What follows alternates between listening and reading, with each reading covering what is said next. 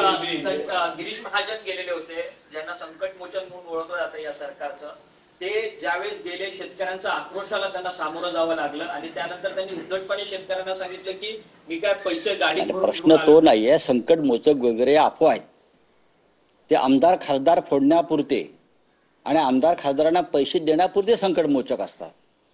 शेतकऱ्यांना द्यायची वेळ आली का भाजपचा प्रत्येक नेता हा पाठ दाखवून पळून जातो. गरिबांना द्यायची वेळ आली काय संकट मोचक नसतात, मग हे दरोडेखोर असतात. बोलिये. सोनम वांगचूक गेल्या अनेक दिवसांपासून उपोषणाला बसले. काल तिथंचे तरुणाई जी आहे ती आक्रमक झालेली, कारण की सोनम वांगचूकच्या उपोषणाच्या संदर्भात कोणतंच तोडगा जो आहे तिथच्या सरकारकडनं काढण्यात येत नाहीये, केंद्र सरकारकडनं. लडाख लेह हा भारताच्या सीमेवरचा भाग आहे. जर तुम्ही भारताच्या सीमेवरच्या लोकांना आणि त्या सीमा शांत ठेवू शकत नसाल तर तुम्ही कसले विश्वगुरू.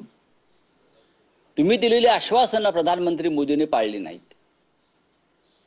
पूर्ण राज्याचा दर्जा देण्याची जेव्हा 370 कलम हटवलं तेव्हा लेह लडाखला पूर्ण दर्जाचं राज्य देण्याची घोषणा कोणी केली होती? अमित शहाने केली होती, नरेंद्र मोदीने केली होती. आज तिथे ज्याला तुम्ही जेन झी म्हणता ते रस्त्यावरती उतरलाय आणि तुम्ही पळून गेलाय. तुम्ही बंदी घातली आहे तिकडे आंदोलनावर. पण ही वेळ का आली या देशामध्ये? भारताची सीमा जिथे बाजूला चीन आहे, जिथे चीन आहे आणि चीन घुसलेला आहे लडाखमध्ये, हे विश्वगुरूंना कोणीतरी सांगा जाऊन. आणि तुम्ही भारताच्या सीमेवरचं राज्य शांत ठेवू शकत नाही.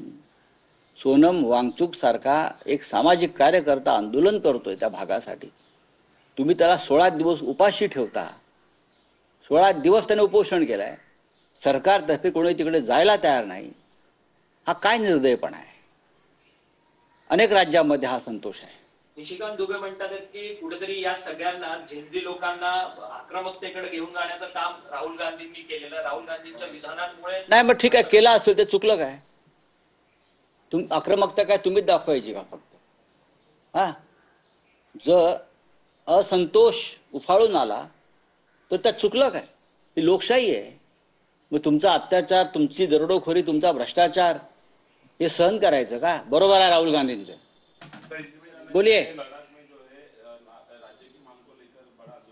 देखिए, लद्दाख और लेह की जनता की जो मांग है उसको देश का समर्थन है. ये जो मांग है ये जायज मांग है. जब आप